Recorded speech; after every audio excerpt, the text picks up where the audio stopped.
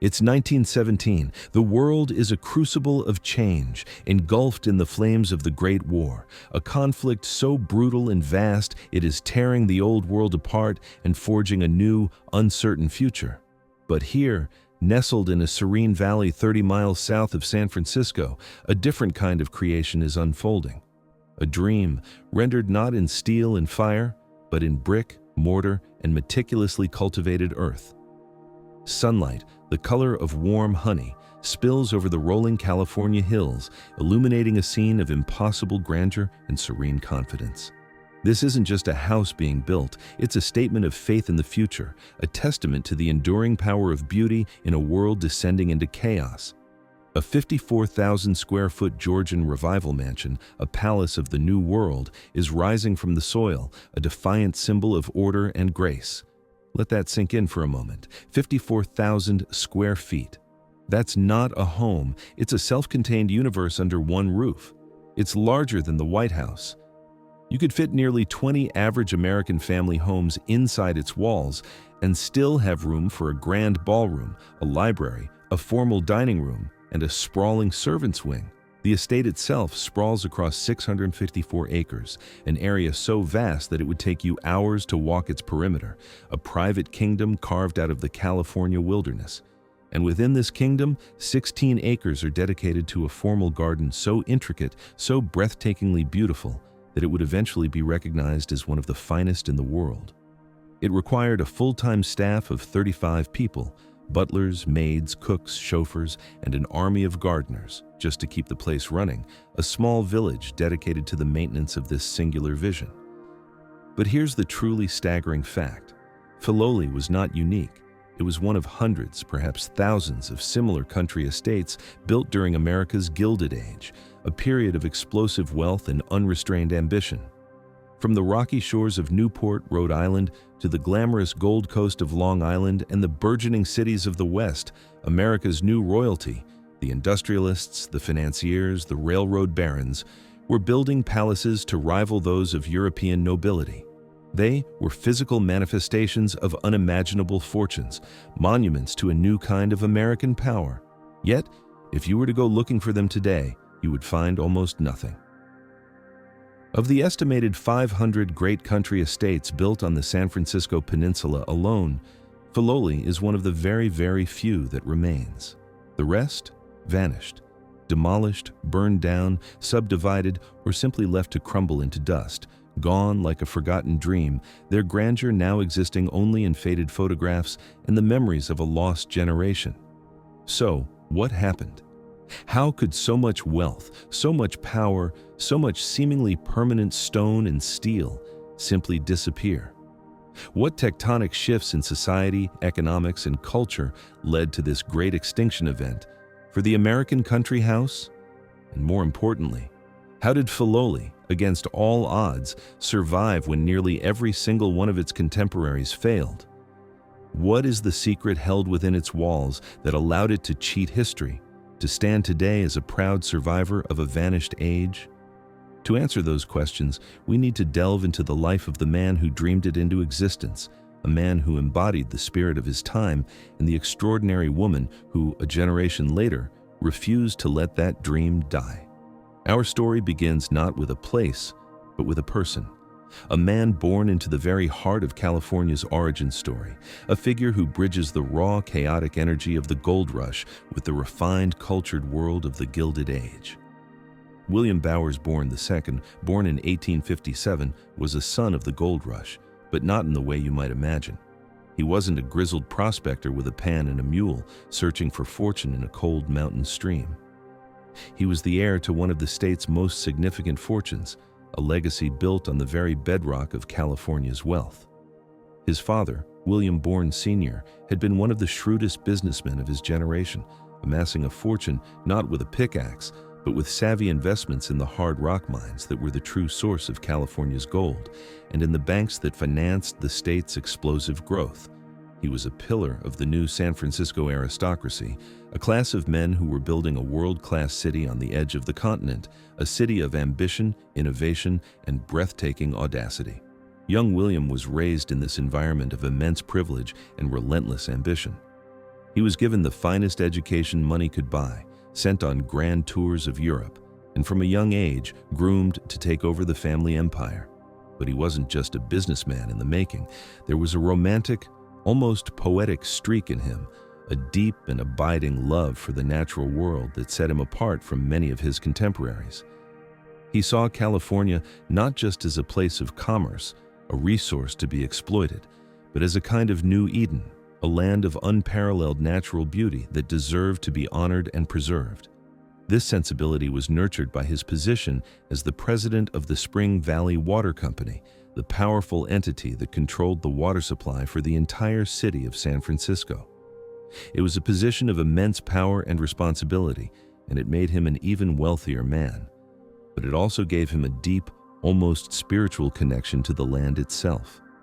He spent his days managing the vast network of reservoirs and watersheds that stretched down the peninsula, including the pristine Crystal Springs Reservoir, a shimmering jewel of blue water surrounded by rolling green hills. He would look out over this landscape, the ancient oaks, the golden grasses, the dramatic sweep of the hills against the sky, and see something more than just a resource. He saw a sanctuary, a place of peace and renewal. This vision was shared and amplified by his wife, Agnes Moody, a woman of quiet grace, artistic sensibility, and a deep love for horticulture. They were a perfect match, two people who understood that wealth was not an end in itself, but a means to create something lasting, something beautiful, something that would transcend the fleeting concerns of business and finance. Then, on the morning of April 18, 1906, their world was shattered. The great San Francisco earthquake, followed by days of raging fires, devastated the city they loved. The Bournes' grand home on Webster Street, a testament to their status and taste, filled with art and treasures collected from around the world, was destroyed. For many of the city's elite, it was a terrifying wake-up call. The city they had built, the symbol of their power and permanence, was fragile, vulnerable to the primal forces of nature.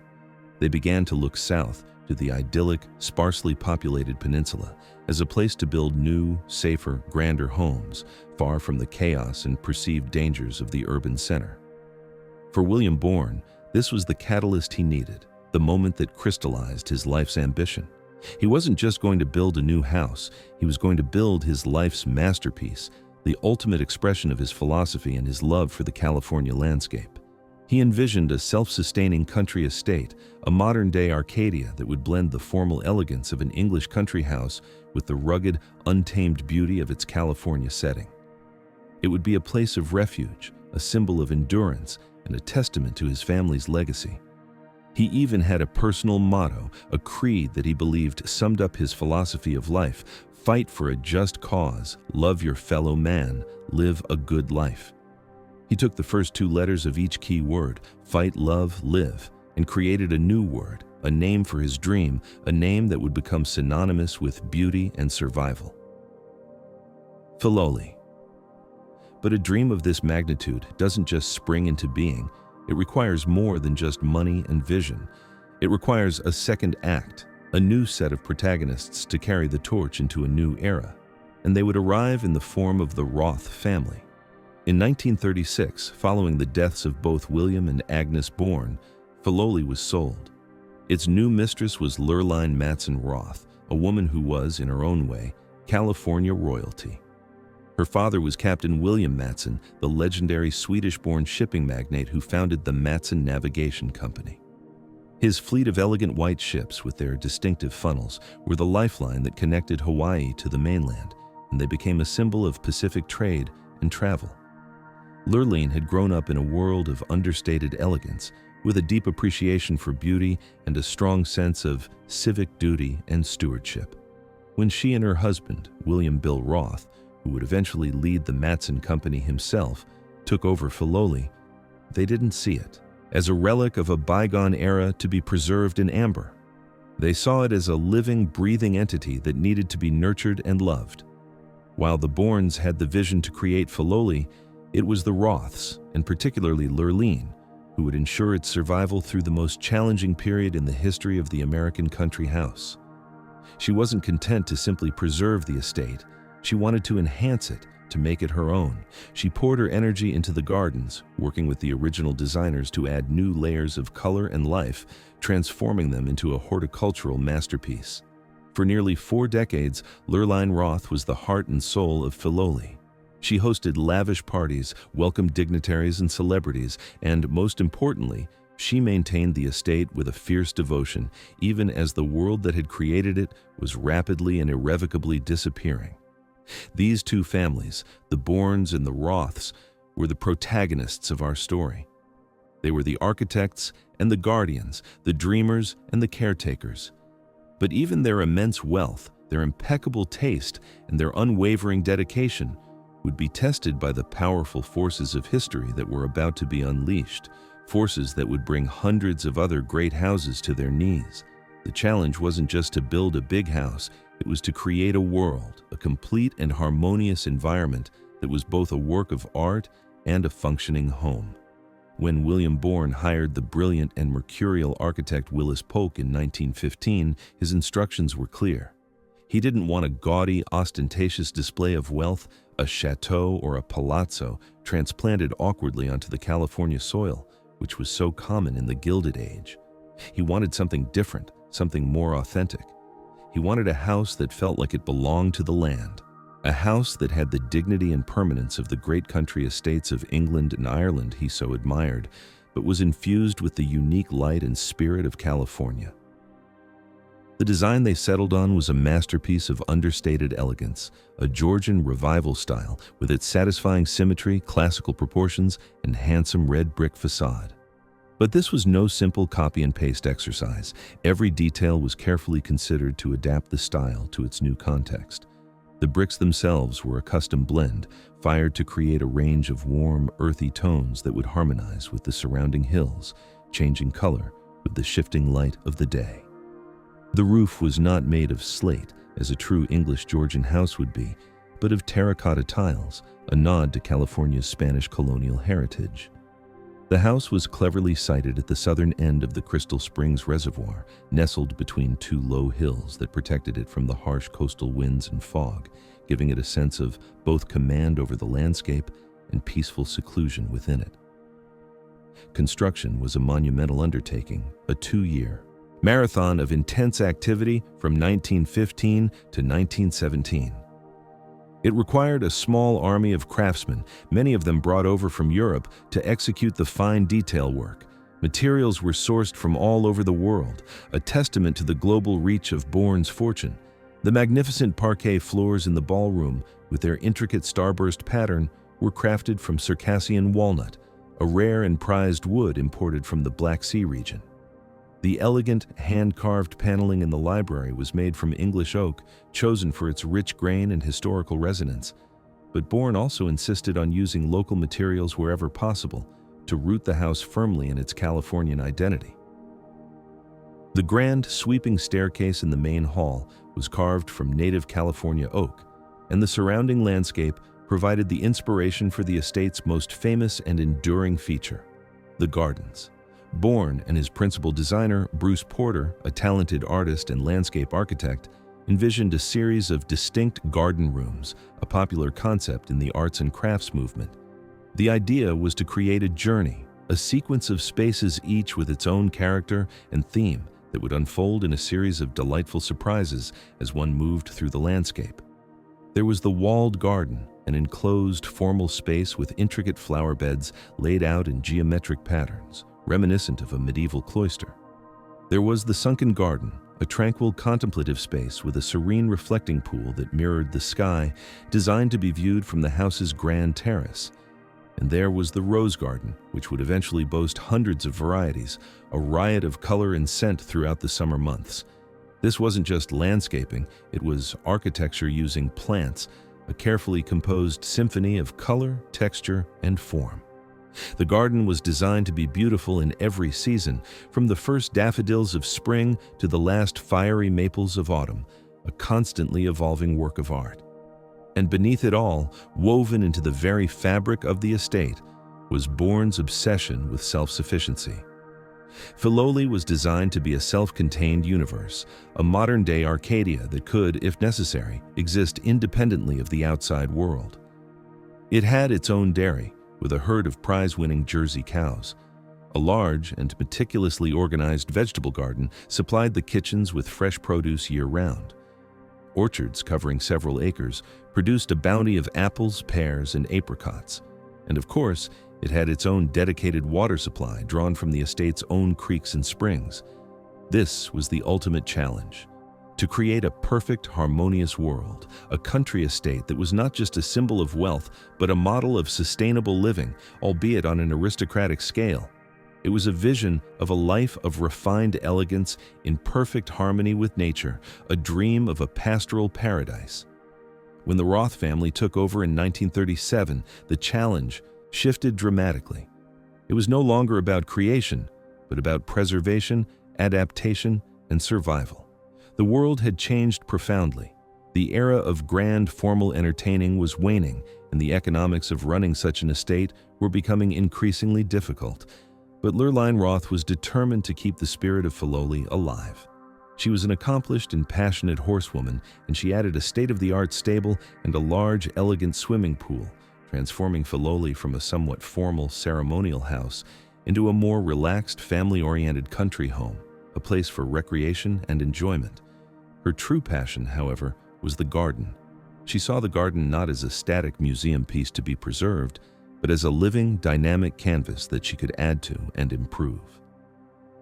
She introduced new and exotic plants from her travels around the world, including a stunning collection of camellias and magnolias that thrived in the mild California climate.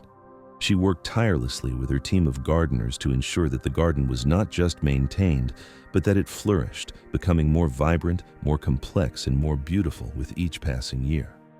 Under her nearly 4 decades of care, the gardens of Filoli gained an international reputation.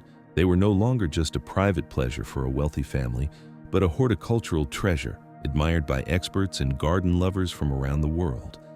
The challenge for the Roths was to navigate the treacherous and shifting tides of the 20th century. They had to find a way to maintain this vast, labor-intensive estate in a world where the economics of such a lifestyle were becoming increasingly untenable.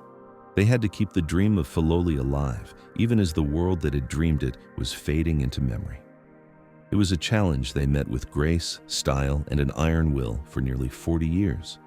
But all around them, in the suburbs of America, the other great houses were falling one by one.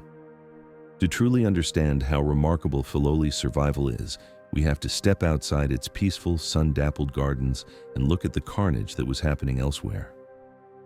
The Gilded Age, that brief incandescent period between the end of the Civil War and the beginning of World War I, was a historical anomaly. A perfect storm of rapid industrialization, unchecked capitalism, and crucially, the absence of a federal income tax allowed a small number of families to accumulate wealth on a scale that is almost impossible to comprehend today. And they spent it. Oh, how they spent it, in a frenzy of competitive consumption. They built colossal cottages in Newport, Rhode Island, summer homes that were larger and more opulent than most European palaces. They raised sprawling, multi-thousand-acre estates on Long Island's Gold Coast. And they lined Fifth Avenue in New York City with palatial mansions that turned the street into a canyon of marble and limestone. These weren't just homes, they were declarations of war, a social battle fought with marble, gilt, and tapestry. The Vanderbilts, the Astors, the Carnegies, the Fricks, they were all trying to outdo one another, building bigger, more lavish, more outrageously opulent palaces, each one a statement of their owner's power and prestige. Cornelius Vanderbilt II's mansion, the Breakers in Newport, had 70 rooms and was built by an international team of craftsmen using materials imported from Italy and France. It was a monument to a fortune built on railroads and shipping, a declaration that the Vanderbilts were the new American royalty. In New York, his brother, William K. Vanderbilt, built a French chateau-style mansion on Fifth Avenue that was so grand and so perfect in its detail that it was simply known as the Petit Chateau. These houses required armies of servants, a staff of 40 was not uncommon, cost a fortune to heat and maintain, and were the settings for parties that became the stuff of legend, where guests would dine on gold plates and party favors might be diamond bracelets. But it was a world built on sand, a glittering facade that masked a fragile foundation. And the tide was about to turn, with a series of blows that would bring the whole edifice crashing down. The first blow came in 1913 with the passage of the 16th Amendment, establishing a federal income tax. At first, the rates were laughably low, just a 1% tax on incomes over $300 with a top rate of 7%. But the principle was established. The government now had a claim on the vast fortunes of the super-rich. And during World War I, the top tax rate soared to 77% to fund the war effort. Suddenly, the endless river of cash that had funded this extravagant lifestyle began to slow to a trickle. The party wasn't over, but the bill was coming due. The second and more devastating blow was the Great Depression. When the stock market crashed in 1929, fortunes that had seemed unassailable, as solid as the granite walls of their mansions, were wiped out overnight. Families who had once commanded empires were suddenly struggling to pay their bills, and the first thing to go, the most obvious and burdensome liability, was the great white elephant of a country house. You couldn't eat the marble staircase, you couldn't pay your taxes with a priceless tapestry. These houses went from being the ultimate symbol of success to the ultimate symbol of folly. The day-to-day reality of maintaining these houses was a logistical and financial nightmare. The heating bills alone could bankrupt a family. A house like the Breakers could burn through 300 tons of coal in a single winter. In today's money, that's the equivalent of over 100,000 just to keep the place from freezing. They required constant and expensive repairs. The massive complex roofs leaked. The primitive plumbing, often a novelty when installed, failed. The early electrical systems with their cloth-wrapped wires were a constant fire hazard. And then there was the staff. The entire system of the great house was predicated on a large, cheap, and compliant servant class. But after 2 world wars, which had exposed millions of young people to new ideas and new opportunities, social attitudes had changed. Young men and women were no longer content to spend their lives as butlers and maids, living in cramped quarters and working 16-hour days. They wanted jobs with regular hours, independence, and a future. The supply of domestic servants dried up, and their wages, for those who were willing to do the work, skyrocketed.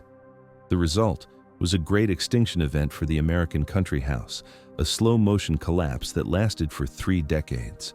All across the country, these magnificent estates began to fall. Some were sold for a fraction of their value to institutions, schools, convents, sanatoriums.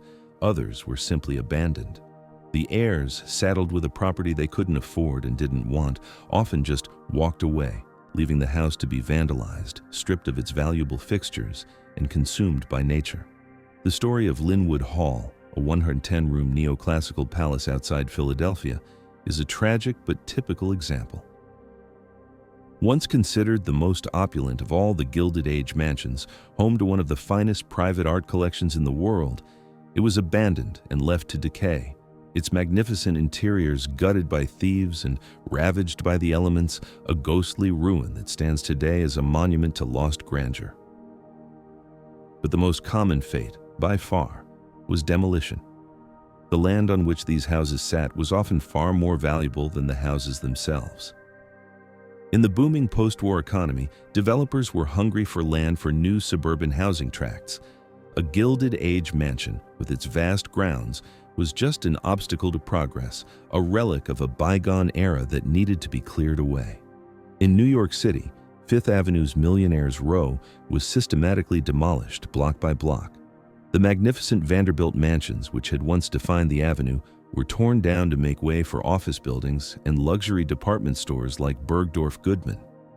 The same thing happened on Long Island's Gold Coast, where hundreds of estates were bulldozed to create suburbs like Levittown. It's estimated that over 70% of the great Gilded Age mansions were destroyed, most of them between 1945 and 1975. It was a cultural catastrophe, a wholesale destruction of a unique and irreplaceable chapter in American architectural history. And in the midst of this nationwide devastation, Filoli somehow stood firm. Filoli was not immune to the crises that were destroying its peers. It was an island, but the tide of history was rising all around it. The Roths, For all their wealth from the Matson shipping line, a company that had boomed during the war felt the squeeze of the new economic reality. The depression, the high wartime taxes, the post-war inflation, the soaring cost of labor, it all took a toll. The very model of the self-sustaining estate, which had been William Bourne's great vision, was becoming an economic impossibility. The farm, the dairy, the orchards, they could no longer pay for themselves, let alone support the immense cost of the main house and gardens. But the crisis was more than just financial, it was existential.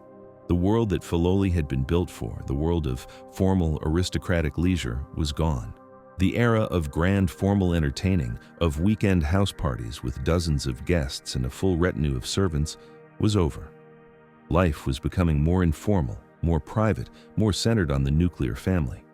The children of the elite, the generation that came of age after World War II, were not interested in taking on these massive money pit houses. They wanted a modern lifestyle with modern conveniences, not the drafty, inconvenient, and socially isolated life of a country squire. They saw these houses not as a legacy to be cherished, but as a burden to be shed. This was the profound crisis that Lurline Roth faced as she entered the 1960s and 70s. Her husband, Bill, had passed away in 1963. Her children were grown and had their own lives, their own homes. She was living in this vast 54,000 square foot mansion, a house designed for a family of 5 and a staff of 35, essentially alone, save for a small, dedicated staff. The cost of upkeep was astronomical. The property taxes alone on 654 acres of prime peninsula real estate were a crushing burden. And the question, the one that kept her up at night, loomed ever larger. What would happen to Filoli after she was gone? The default option, the path of least resistance, was the one that had been chosen by so many of her peers: sell the estate to developers. The 654 acres of prime peninsula real estate were worth a fortune, many millions of dollars. A developer could have carved it up into hundreds of luxury home sites, each selling for a handsome profit. The house itself, the magnificent gardens, the century-old trees, they would have been torn down without a second thought, bulldozed to make way for cul-de-sacs and swimming pools. It was, from a purely financial perspective, the only logical thing to do. The pressure to sell, from her financial advisors, from real estate agents, and perhaps even from within her own family, must have been immense. This was the moment of truth for Filoli. This was the precipice on which hundreds of other great houses had teetered before they fell into the abyss of demolition. It was a crisis of money, of purpose, and of succession. The dream of William Bourne, the beautiful world he had created, was hanging by a thread, and that thread was the will and the conscience of one 82-year-old woman. Lurline Roth could have cashed in. She could have secured her family's financial future for generations to come. No one would have blamed her. It was the sensible, practical, modern thing to do. But Lurline was not just a sensible woman. She was the guardian of a legacy she had inherited not just from the Bournes, but from her own father, a man who had built something of lasting value. She had spent nearly 4 decades of her life tending to Filoli, nurturing its gardens, preserving its unique spirit. She had poured her heart and soul into the place. She couldn't bear the thought of it being destroyed, of the bulldozers moving in, of the gardens being turned into backyards. She saw Filoli not as a private asset to be liquidated, but as a work of art, a piece of California history that belonged to everyone, even if they didn't know it yet. She was faced with a stark and lonely choice. Let Filoli die the same death as all the others, or find a radical new way for it to live, a way to ensure its survival beyond her own lifetime. The crisis had reached its peak. The fate of the last great country estate on the peninsula rested on her decision. It was a decision that would not only save Filoli, but would create a new model for historic preservation in America, a solution as elegant and as enduring as the house itself. In an act of profound generosity and foresight, Lurline Roth made a decision that was as bold and visionary as William Bourne's decision to build Filoli in the first place. She decided to give it away, but not to just anyone and not without a plan. She understood that for Filoli to survive in the long term, it needed more than just a new owner. It needed a new purpose. It needed a professional organization with the resources, the expertise, and the national standing to care for it in perpetuity. In 1975, after years of careful planning and negotiation, she made an extraordinary gift. She donated the house, the magnificent 16-acre formal garden, and a significant portion of the surrounding estate, a total of 125 acres, to the National Trust for Historic Preservation.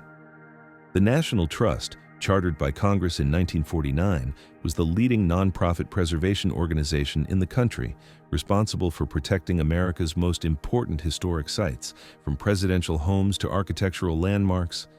It was the perfect solution, an organization with the institutional heft to be a permanent steward. But Lurline's gift was even more remarkable and more strategic than that. She didn't just hand over the keys and walk away. She knew from watching the struggles of other historic house museums that the building itself was often a liability, a financial black hole that could consume an organization's resources. So she also provided a substantial endowment, a fund of money, reported to be around $5 million, whose interest would help to cover the enormous annual operating costs of the estate. This was the crucial element, the secret ingredient that so many other preservation efforts had lacked. Without a healthy endowment, a historic house, even one open to the public, is constantly on the brink of financial crisis. Lurline's foresight in providing this endowment was the masterstroke that secured Filoli's future, giving it the financial stability it needed to thrive. In 1975, Filoli opened its doors to the public for the first time. The private dream of William Bourne, the cherished home of Lurline Roth, became a public treasure. The transition was not without its challenges. The house was largely empty. Lurline had sold or taken most of the original furnishings at auction years before. The National Trust and the newly formed Friends of Filoli, a dedicated group of local volunteers who rallied to the cause, had to undertake the massive task of refurnishing the house in a style appropriate to its history, a process that took years of research and fundraising. They had to create a visitor experience from scratch, develop educational programs, and most importantly, find a way to make the estate financially sustainable to supplement the income from the endowment. But they succeeded beyond anyone's wildest dreams. Filoli became one of the most beloved and successful historic sites in California. Hundreds of thousands of visitors a year now walk through its elegant rooms, marvel at the craftsmanship of a bygone era, and wander through its breathtaking gardens, which are maintained to the highest horticultural standards. It has become a living museum, a center for horticultural education, a location for films and events, and a cherished community resource, a window into a vanished world. So, what is the real story of how Filoli survived? It wasn't just one thing. It was a unique and unrepeatable combination of factors, a perfect alignment of people, place, and time that created a virtuous circle of preservation. First, there was the vision of the founders. William Bourne didn't just build a house, he built a self-contained world with a deep and authentic connection to its landscape. This gave Filoli a soul, a sense of purpose and integrity that many of its more ostentatious and purely decorative peers lacked. Second, there was the unbroken chain of stewardship. Unlike so many other estates that were passed down to indifferent or financially strapped heirs, Filoli was cared for by two deeply committed and wealthy families for nearly 60 years. The Roths, and particularly the long-lived and passionate Lurline Roth, acted as a crucial bridge, carrying the original vision across the most turbulent and destructive decades of the 20th century. Third, there was its location. Being on the West Coast, in a region that was still relatively undeveloped compared to the East Coast, gave it breathing room. It was geographically insulated from the intense development pressures that were destroying the mansions of Long Island and Newport. The land was valuable, but not so valuable that demolition was the only option. Fourth, and most critically, there was the genius of the solution. Lurline Roth's decision to donate the estate to the National Trust with a substantial endowment was a revolutionary act of philanthropy. It created a new model for how to save these great houses. It wasn't enough to just preserve them as static museums. You had to give them a new life, a public purpose, and a sustainable financial future. The combination of a professional organization and a healthy endowment was the key that unlocked the puzzle of preservation. In the end, the story of Filoli is a story of resilience, a story of how a place can be saved by the passion and foresight of the people who love it. It's the story of a house that was built to last, of a garden that was nurtured with love, and of a dream that was saved by an act of extraordinary generosity. While hundreds of its contemporaries were being reduced to rubble and forgotten by history, Filoli not only survived, it flourished. It stands today, not as a monument to a forgotten age of excess, but as a testament to the enduring power of beauty, vision, and the human desire to create something that will outlast us all. It is the survivor, the one that made it, the real story of how to cheat history. To walk through Filoli today is to walk through time. It is to hear the echo of laughter in the grand ballroom, to smell the scent of 1,000 roses in the summer air, and to feel the quiet, enduring spirit of a place that has seen so much change, yet has remained true to its original vision. It is a reminder that while fortunes may be lost and empires may fall, a legacy of beauty, if carefully tended and generously shared, can last forever. Let's pause on this image of destruction because it's crucial to understanding Filoli's miracle. This wasn't just a few isolated cases of bad luck, it was a systemic collapse. Consider the fate of just one family, the Vanderbilts. They had built more than 10 colossal mansions along Fifth Avenue alone. Not one of them survives today. The most famous, the Cornelius Vanderbilt II house, a red brick and limestone fortress that occupied the entire block between 57th and 58th Streets, was sold and demolished in 1926 to make way for the Bergdorf Goodman department store. Its loss is now considered one of the greatest acts of architectural vandalism in American history. The same fate befell the family's country estates. On Long Island, William K. Vanderbilt Jr.'s Eagle's Nest in Centerport survived only because it was turned into a museum, but dozens of his neighbors' homes, equally grand, were razed for suburban developments like Levittown, their manicured grounds replaced by a sea of identical houses. The reasons for this great extinction were manifold and intertwined. The income tax and the Depression were the primary assassins, but there were other, more subtle factors at play. The houses were simply built for a way of life that no longer existed. They were designed for a world of rigid social hierarchies, of formal calls and receptions, of weekend parties that were more about social maneuvering than relaxation. The post-war generation, the children of the Gilded Age titans, had a different set of values. They had fought in 2 world wars, they had seen the world, and they craved privacy, comfort, and informality. They didn't want to live in a museum surrounded by their parents' heavy, ornate furniture. They wanted swimming pools and tennis courts, not ballrooms and reception halls. The houses had become anachronisms, magnificent dinosaurs stranded in a new world that had no place for them. And they were cold. God, were they cold. The technology of the time was simply not up to the task of heating these cavernous spaces. Drafty windows, uninsulated walls, and massive high-ceilinged rooms made them notoriously uncomfortable in the winter. The wealthy would often close off entire wings of their houses to save on coal, huddling in a few rooms like survivors in a beautiful frozen wreck. This was not the cozy, comfortable domesticity that the new generation desired. Furthermore, the very idea of service had been transformed. The Gilded Age house was a complex machine that required a large, hierarchical, and often invisible staff to function. A head butler oversaw a team of footmen, a housekeeper managed a legion of maids, and a French chef reigned over a kitchen filled with scullery maids and assistants. This was a quasi-feudal system, and it was utterly dependent on a steady supply of cheap labor, often from recent immigrants. After the immigration restrictions of the 1920s and the social mobility spurred by the wars, that supply dried up. The servant problem, as it was known, became an obsession for the wealthy. It wasn't just that servants were more expensive, they were harder to find and less willing to accept the rigid, demeaning conditions of life below stairs. Without the staff to run them, the great houses were simply unlivable. So they fell. Inwood, a 50-room mansion in the Hudson Valley, was sold for $100 in 1956 and later demolished. Greystone, a 96-room castle in Westchester County, was abandoned and eventually burned down. The list goes on, a litany of lost architectural treasures. Each demolition was a small tragedy, a loss of craftsmanship, of history, of beauty.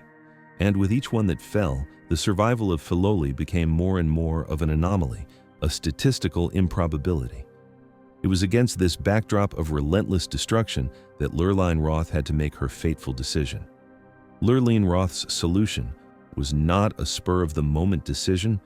It was the culmination of years of careful thought and planning, a strategic move that was as shrewd as it was generous.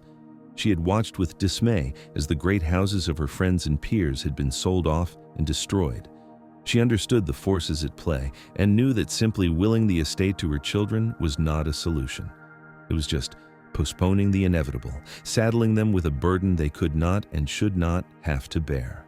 Her choice of the National Trust for Historic Preservation was a masterstroke. The Trust was not just a sentimental organization of history buffs.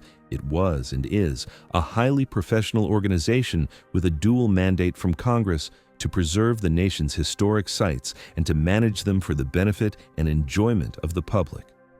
This meant they had the expertise in everything from architectural conservation and collections management to marketing and public programming. They knew how to run a historic site as a business, a non-profit business, but a business nonetheless. They understood that for a place like Filoli to survive, it couldn't be a static museum preserved in amber.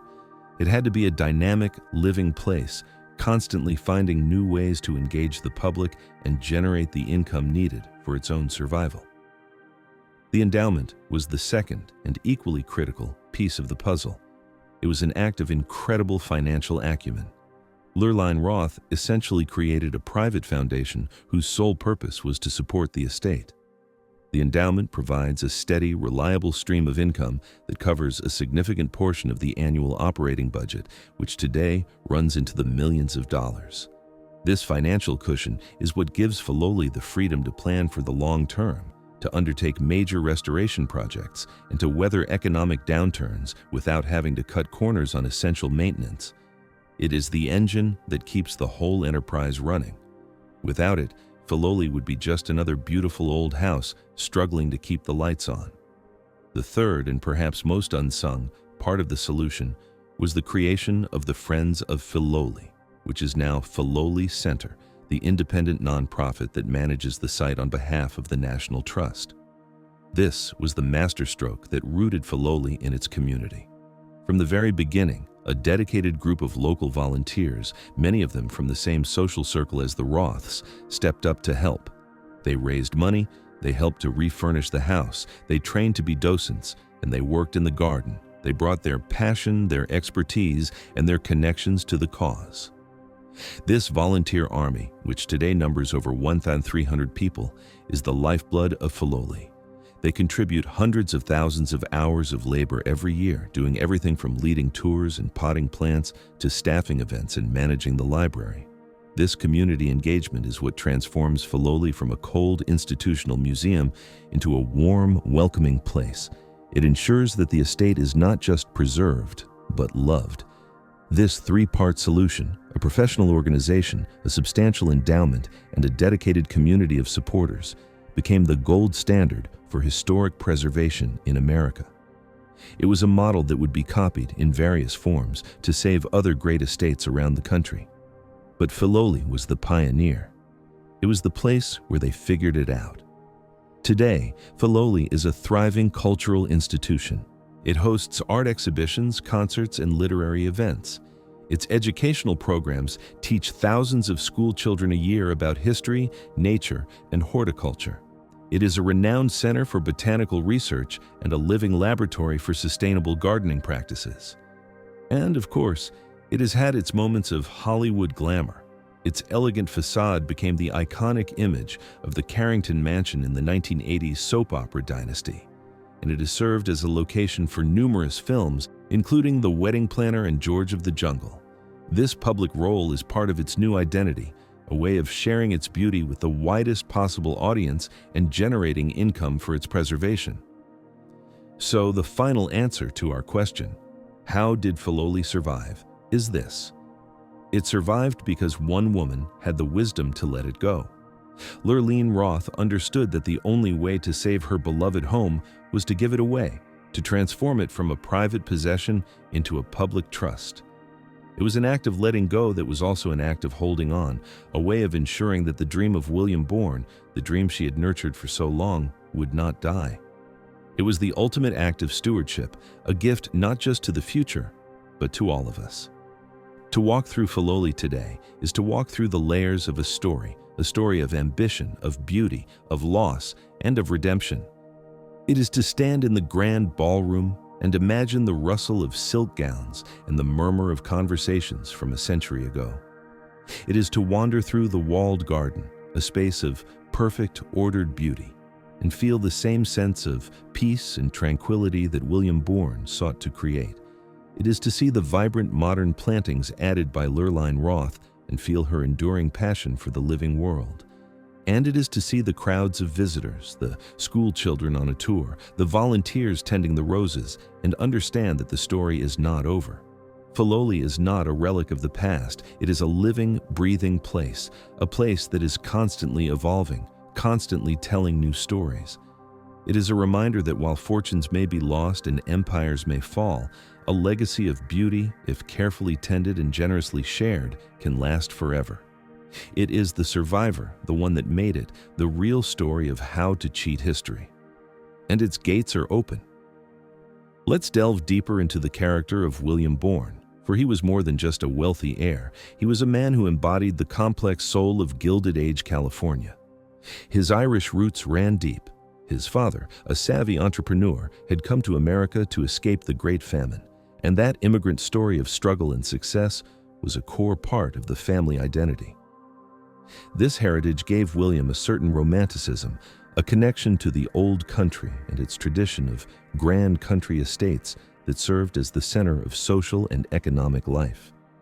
While his peers were building French chateaux and Italian palazzos, Bourne dreamed of an Anglo-Irish country house, a testament to his ancestry. He was also a man of contradictions, a shrewd and sometimes ruthless businessman who took over the family's Empire Mine, one of the richest gold mines in California, and made it even more profitable. Yet, he was also a man who could write poetry and who had a genuine, almost mystical appreciation for nature. He wasn't just the president of the Spring Valley Water Company, he was its steward. He saw the vast tracts of land the company owned not as mere assets, but as a precious resource to be protected.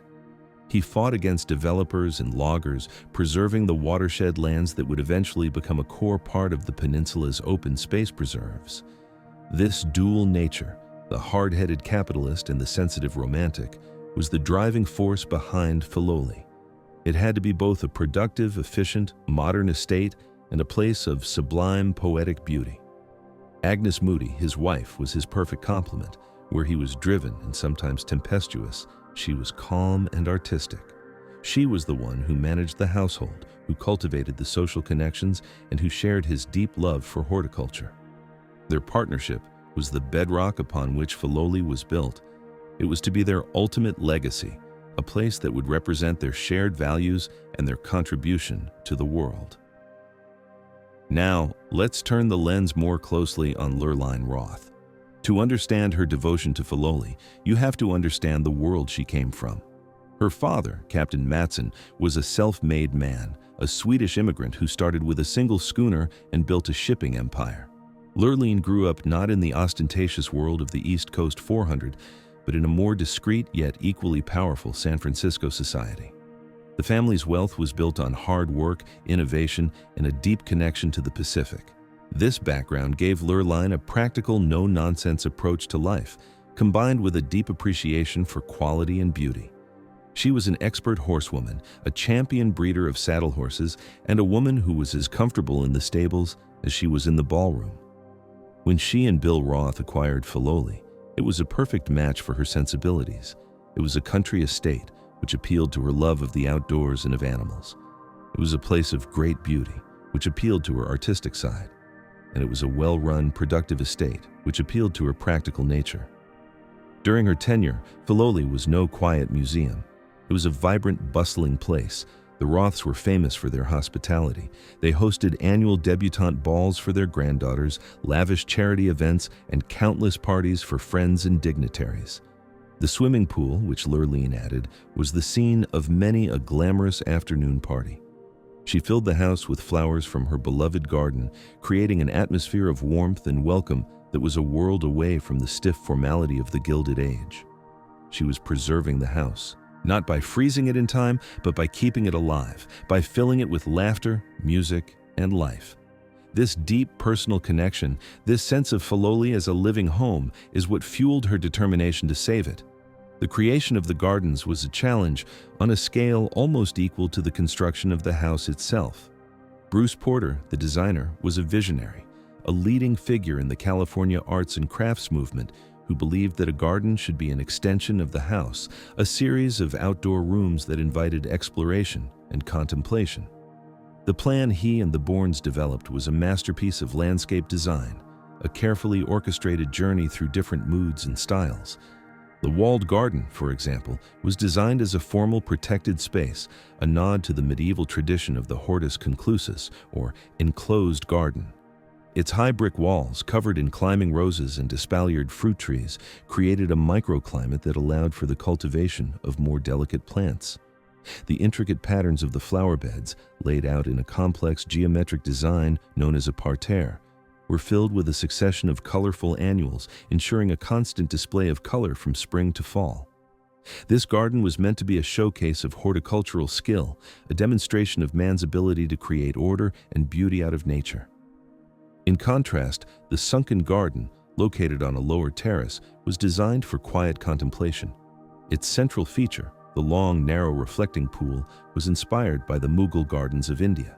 The still water perfectly mirrors the sky and the surrounding trees, creating a sense of peace and tranquility. The plantings here were softer, more muted, with a focus on foliage and texture rather than bright color. It was a place to sit and think, to watch the clouds drift by, to escape from the cares of the world. And then there was the work of Isabella Warren, the brilliant horticulturalist who was responsible for the actual planting of the gardens. She was a master of color theory, and she created stunningly beautiful and sophisticated plant combinations that were years ahead of their time. She would spend hours in the garden, directing the placement of every plant, ensuring that the colors and textures worked in perfect harmony. It was her artistic genius that brought Porter's architectural design to life. For Lurleen Roth, the challenge was to build on this legacy. She was an avid and knowledgeable gardener herself, and she had her own ideas. She added the stunning collection of camellias and rhododendrons in the woodland garden, taking advantage of the shady conditions under the native oaks. She expanded the rose garden, adding hundreds of new varieties. And she was famous for her cutting garden, which produced a constant supply of fresh flowers for the house. Her additions didn't detract from the original design, they enhanced it, adding new layers of interest and beauty. She understood that a garden is not a static creation. It is a living, evolving thing that needs to be constantly renewed and reimagined. This dynamic approach to stewardship was one of the key reasons for Filoli's survival. It never became a fossil. It was always alive.